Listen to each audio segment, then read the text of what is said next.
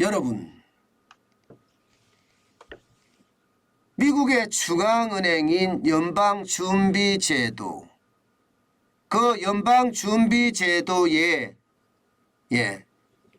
연방공개시장위원회, 다시 말해서 FOMC라고 이야기합니다. 여기에 의사록, 회의할 때 적는 게 의사록인데 그 의사록이 공개가 됐습니다. 의사록이 공개가 됐는데 핵심은 이거예요.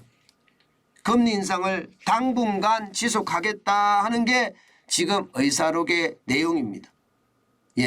그만큼 말입니다. 금리 인상에 대한 어떤 미국의 중앙은행의 의지는 확고하다 이렇게 볼 수가 있습니다.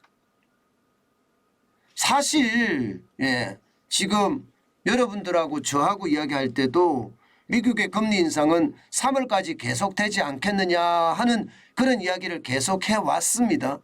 왜냐 하면 말입니다. 2023년 2월 1일에 FOMC 연방공개시장위원회가 열리는데 이때 적어도 베이비 스텝 0.25%를 올릴 거다 하는 게 시장의 전망치라고 말씀을 드렸고, 시카고 상품권에서 패드워치에서도 지금 보여주는 게 0.25%를 올리거나 혹은 0.5%를 올릴 거다 하는 신호가 계속 오고 있었잖아요. 그렇기 때문에 올라간다는 것은 이미 우리는 기정사실처럼 알고 있었습니다. 게다가 3월 달에도 올릴 가능성이 있다. 3월에는 3월 22일입니다. 이때도 말입니다. 금리를 올릴 가능성이 있다. 이렇게 우리는 계속 이야기를 했습니다. 그렇게 되면 미국의 기준금리가 지금 4.5%인데 5%까지도 올라가지 않겠느냐 하는 이야기도 계속 해왔고요.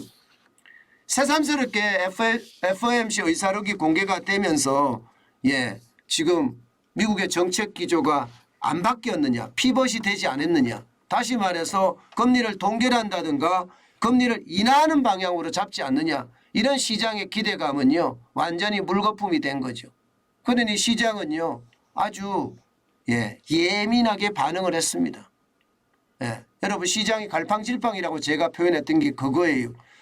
나스닥 종합지수도 많이 올라갈 때는 엄청 올라갔습니다. 1% 넘게까지 올라가더니 사실 오후 들어서서 FOMC 의사록이 공개가 되니까 쭉 떨어져서 마이너스까지 내려갔다가 다시 회복을 하면서 올라갔다가 그리고 다시 또 떨어졌다가 장막판에 지금 올려서 0.69%가 오른 거예요.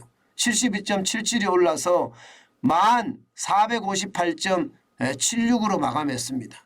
그야말로 갈팡질팡하는 장세 분명히 보이죠. 이게 갈팡질팡할 수밖에 없습니다. 그만큼 말입니다. 시장의 불안감은 굉장히 큽니다. 시장의 불안감은 굉장히 큽니다. 그만큼 금리에 대한 압박, 그리고 금리가 시장에 걸어질 그 상황이 더 나빠진다는 이야기가 될 수밖에 없는 거죠. 저는 시장의 어떤 분위기가 계속 나빠진다 이렇게 생각을 합니다. 물론 기술주가 조금 오르긴 했어요. 오늘은요.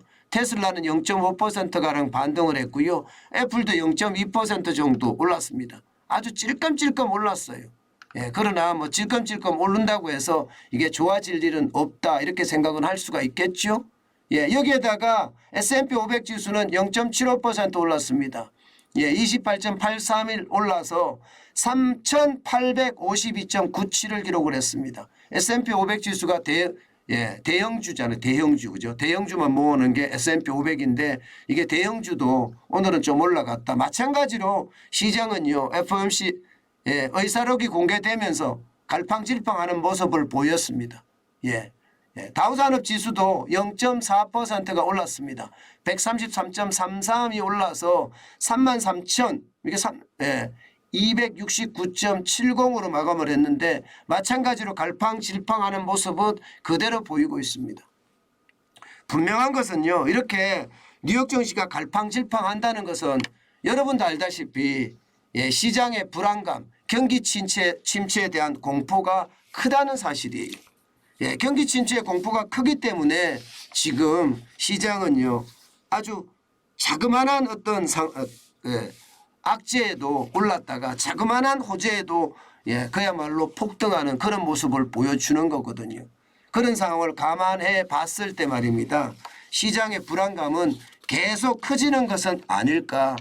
그런 것도 한 번쯤 생각해 봐야 되는 부분입니다. 게다가 말입니다.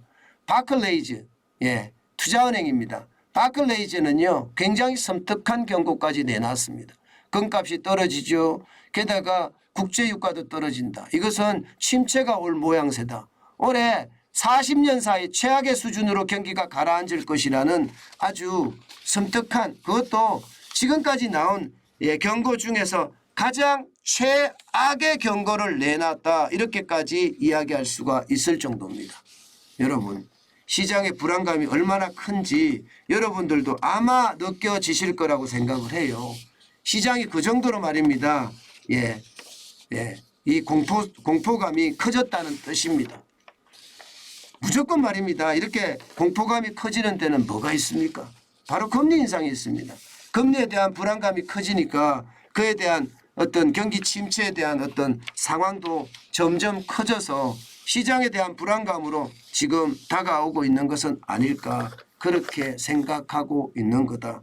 여러분, 시장에요 요즘 경기 침체가 많이 될 거라는 이야기, 지금 바클레이즈처럼 40년 사이 최악의 수준으로 경기가 가라앉을 거다 이렇게 이야기한 바클레이즈 캐피탈이나 일이 있는가 하면, 지금 뭐 경기에 IMF 같은 경우는 미국이 경기 침체를 겪지 않을 거다 하는 그런 전망도 있습니다. 시장은 경기 전망에 대해서도 굉장히 혼조세를 지금 견지하고 있기 때문에 여러분, 시장을 단순하게 말입니다.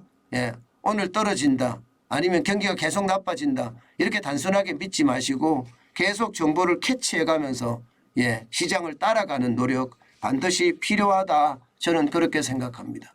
그만큼 시장 분위기가 요즘 굉장히 많이 바뀌고 있습니다.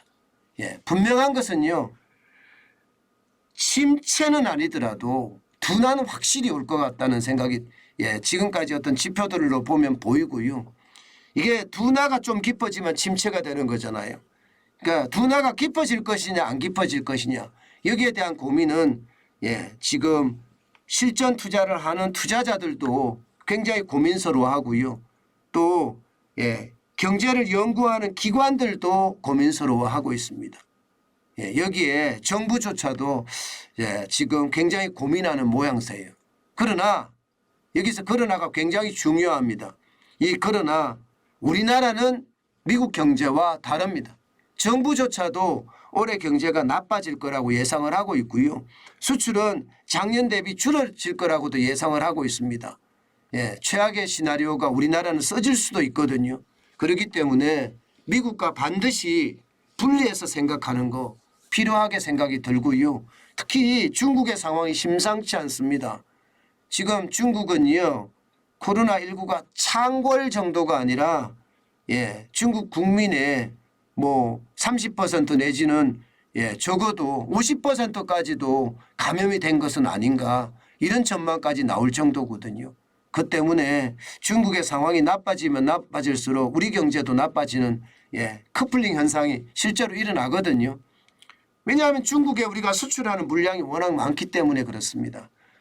때문에 여러분, 우리는 하시라도 이게 방심해서는 안 된다.